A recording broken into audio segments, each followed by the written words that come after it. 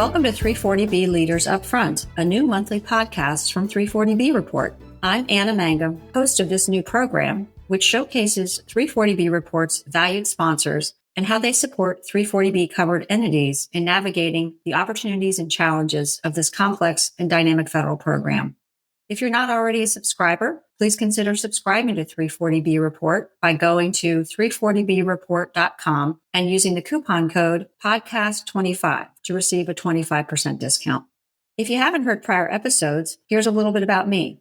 I've dedicated my career to promoting healthcare access, quality, and equity. I've been a senior leader with a variety of major national advocacy and trade organizations, including 340B Health, where I worked closely with 340B Report publisher and CEO Ted Slasky for over a decade. In this exciting new episode of 340B Leaders Upfront, I chat with Rob Ferraro, Principal and Chief Operating Officer of Ravin Consultants. A woman-owned company founded by Jennifer Lockwood in 2017, Ravin supports prospective and current covered entities in key dimensions of 340B, including enrollment, implementation, compliance, and optimization. We're very grateful to Ravin Consultants for being a diamond sponsor of 340B Report. We appreciate their investment, which helps us to educate our subscribers and listeners on 340B developments. Today, we'll catch up with Rob, learn more about his background, the solutions that Ravin Consultants provides, the current and emerging challenges and opportunities in the 340B space, and what they might mean for 340B stakeholders. Welcome, Rob, and thank you for being with us today. Hey, Anna. Nice to be here. So to start things off, our listeners would like to learn more about you. You earned your PharmD at the University of Rhode Island and your MBA from the University of Tennessee. Like our publisher and CEO, Ted Slasky, you actually grew up in Rhode Island. Where are you from in Rhode Island? And do you still make it back to your home state, even though you now live in Florida? Yeah, that's right. I believe Ted is from Newport. I grew up in North Providence, Rhode Island, and I moved down to Narragansett when I started at the University of Rhode Island. We did spend plenty of time in Newport, though. I typically do make it back at least once every summer to visit family and friends, mainly to eat all the delicious foods that Rhode Island has to offer. You wouldn't believe it, but for such a small state, you'd be surprised at the number of unique foods that you can really only get up there, like coffee milk or doughboys, things like that. How did you develop an interest in pharmacy? I was always a math and science person in school. When I was trying to figure out my potential career paths while I was in high school, I had a neighbor who owned a pharmacy, and he was the one who originally gave me the idea. I actually used to mow his lawn as one of my first jobs, and he was the one who kind of filled me in about pharmacy a little bit. I actually did a school career project and volunteered in his pharmacy as part of that project. And then put that together with the fact that URI, University of Rhode Island, has a great pharmacy program. And it was also far enough away from home for some freedom, but close enough to still go back and get laundry done when I had to. Terrific. So before you joined the team at Ravin Consultants, your career included stints in a number of pharmacy settings, including CVS Health, HCA, and MailMeds Clinical Pharmacy. Tell us more about your career journey and how you found your way to 340B. Sure. Yeah. My first job after graduating from pharmacy school was with CVS as a retail pharmacist. That turned out to be a little bit less fulfilling for me than I had hoped, while I was still in school. I did persevere there for about 5 years until I started looking for other opportunities, at which point I began working at Doctors Hospital in Sarasota, which is owned by HCA. I worked there PRN in the pharmacy as a way to differentiate my resume from any other pharmacist that were trying to find their way out of retail. I also completed some Six Sigma certifications at that time with the same goal in mind. Eventually, I found a job with MailMeds Clinical Pharmacy. They were a regional contract pharmacy. They had a main location in Fort Myers, and they built satellite pharmacy locations inside of 340B covered entities. And this was back in the day before building on-site pharmacies was such a mainstream thing like it is now. So we're kind of pioneering that, I think, a little bit. But yeah, this job was my first foray into the 340B world. I helped open up a pharmacy location inside of a really amazing LGBT center in St. Petersburg, Florida. And this was just a huge change from retail pharmacy. It felt amazing to actually be integrated into the clinical care team, and it really allowed me to make a difference in the lives of our patients. After that, my next job took me to rural Ohio, where I became the general manager of specialty pharmacy at a critical access hospital. There, we built a first-class specialty pharmacy program. And as my 340B experience grew, I started to realize that I genuinely enjoyed the business side of pharmacy and healthcare administration, which led me to pursue the MBA through the University of Tennessee.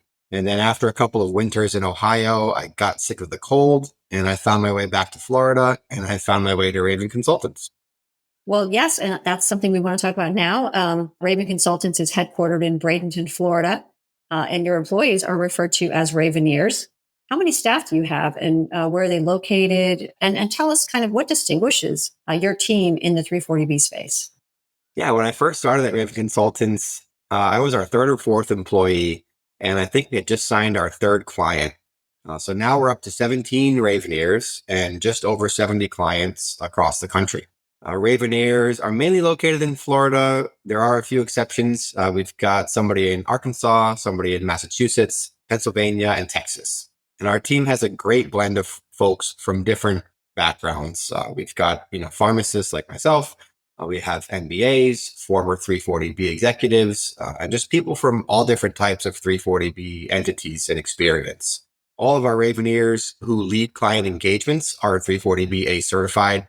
And I think what really distinguishes us is that we become an extension of your 340B team. So we allow covered entities to do what they do best in serving their patients. And we take care of all the 340B work in the background, ensuring that they remain compliant and continue to grow. And by providing offerings that are geared towards helping CEs successfully optimize their savings, we typically see them achieve rapid and sustainable growth. Well, that's fantastic. Now, you focus exclusively on providing services around 340B, ranging from enrollment to optimization. What was behind the decision to specialize in 340B when the firm was founded in 2017? And how does this focus benefit your clients? Yeah, back in 2017, when Jennifer Lockwood started Ravin Consultants, she did so to help a local covered entity get started with 340B. And with Jen's guidance, this first client was able to get registered with 340B. They were quickly able to expand services to help more patients in need.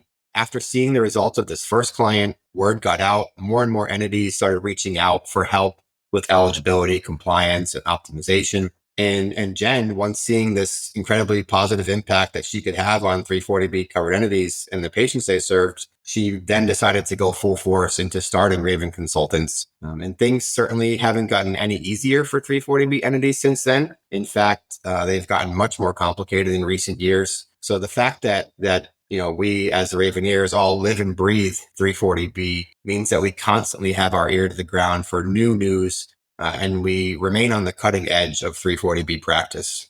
Mm-hmm. Yeah, well, we'll talk about this a little bit more in our podcast, but yeah, covered entities are definitely facing some stiff headwinds right now in terms of some regulatory developments. Now, you do most of your work with federal grantees, such as health centers and Ryan White clinics. Can you tell us some of the key areas that Ravin Consultants is helping its clients with?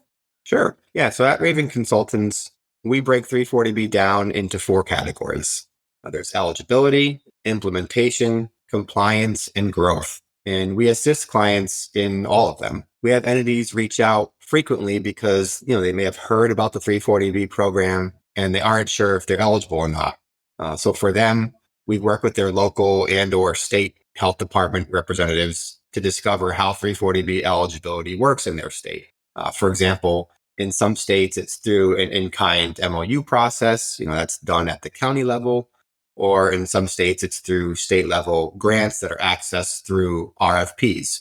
So either way, we help them navigate the process of becoming eligible. And then we also have entities reach out who are already participating in 340B and they're looking to maximize their programs or just, make sure that they're doing things efficiently. So in those instances, we kind of have a long list of items that we go through to look for and uncover any hidden savings. Some examples would be underutilized referral capture, inefficient 340B usage, any missed opportunities for expansion through partnering with private practices in the community. So again, there's just a laundry list of things that we call upon to try to find these missed savings opportunities.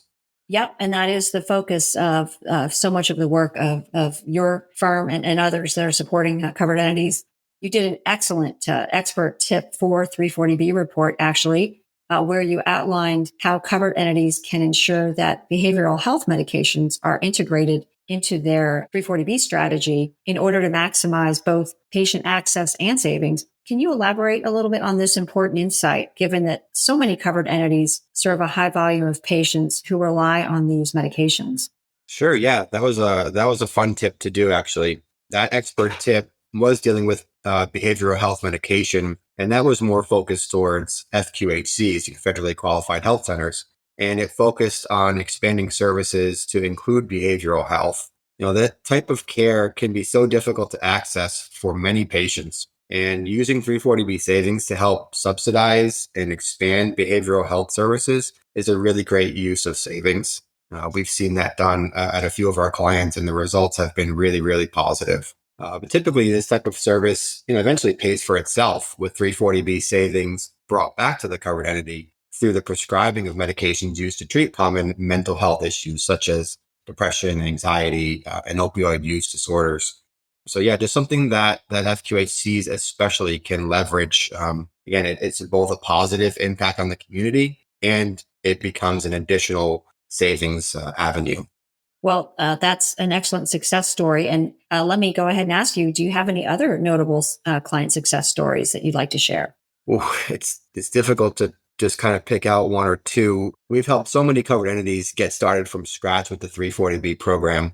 And those are the ones who we typically see tremendous growth and the positive community changing effects that come as a result of that growth. I can think of one of our most significant new startup programs. They were an organization in Florida who came to us when they were on the verge of having to close their doors. And they had heard about the 340B program. They thought it might be a way for them to keep their lights on. And so they came, they reached out to us and we helped them. And not only did starting a 340B program keep their lights on, but it enabled them to thrive and grow. 340B became a significant portion of their revenue. They were able to expand the services that they offered. They were able to add on a mobile unit to reach more underserved patients in their community. And they also began offering telehealth to reach patients that weren't always able to get into their brick and mortar location. And we have, there's dozens of similar success stories from across the country of these new starts. Another success that comes to mind is from a clinic that has a syringe exchange program. They knew that many of their patients who used the program were positive for hepatitis C, but they had a very difficult time getting them treated because the patients were difficult to track. Many of them were experiencing homelessness and or uninsured. So we helped and facilitated a program where the entity helped these patients obtain medical insurance, allowing them to receive hepatitis C treatment, eventually be cured. And not only that, but they also connected patients to a local organization that assisted in finding either temporary or permanent living spaces for some of the patients. So, and that was just all around a huge win for the organization and the community, and just an amazing example of the good that 340B does. Yeah. And, as you point to, it really is a community impact that 340B entities can facilitate through their participation in 340B.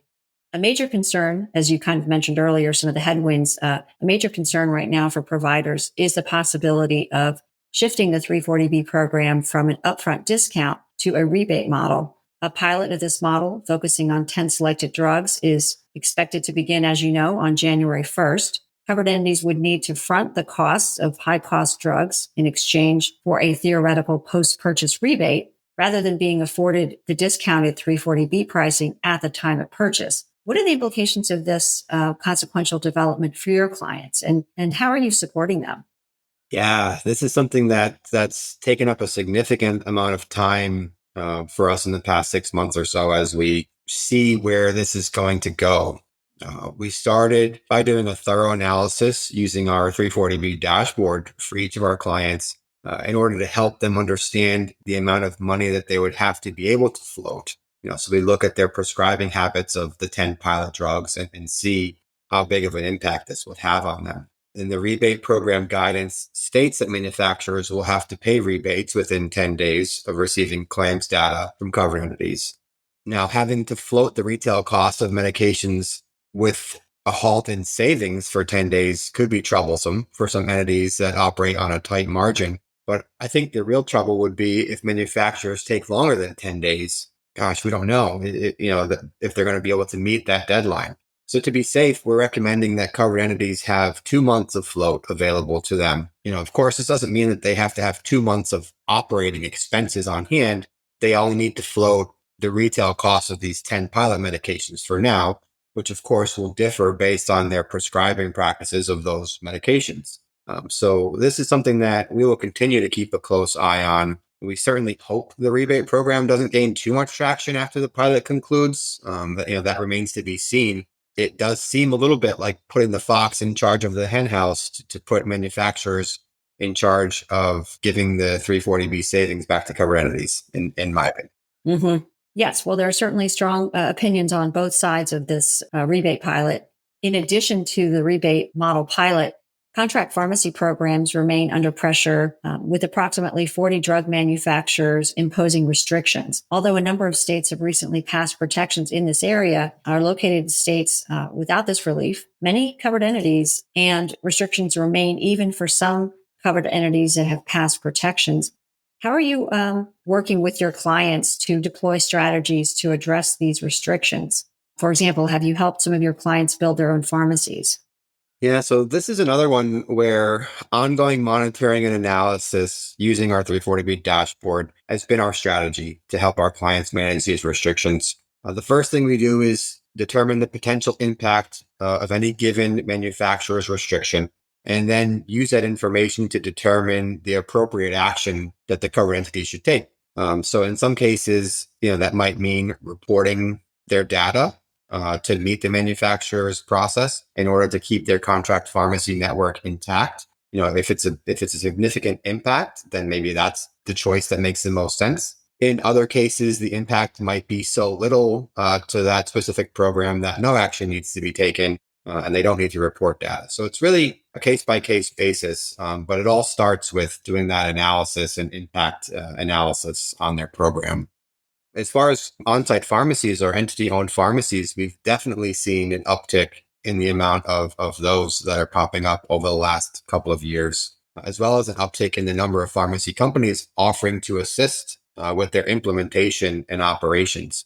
We have helped some of our clients weigh the decision to open a pharmacy by completing an analysis or a feasibility study. We also can help with the planning and execution of an on-site pharmacy build-out, but we do typically leave the actual building and pharmacy operations to whichever pharmacy vendor our clients choose as a partner. We have lots of great connections in the industry. There are some really, really great pharmacy companies that are doing great work. And we work with these pharmacy vendors side by side. And what we've seen is that when we all work together, the covered entity wins. If we pair consulting for 340B alongside a great pharmacy vendor that's doing the pharmacy work, then it's really a big win for the covered entities. Yeah. Oh, for sure. Now we've talked about some of the major developments in 340B. What are some other trends in this space, in 340B or the grantee space, that you're also monitoring? Yeah, so we've seen, kind of a recent development we've seen is that there is now a microscope placed over STD grantees.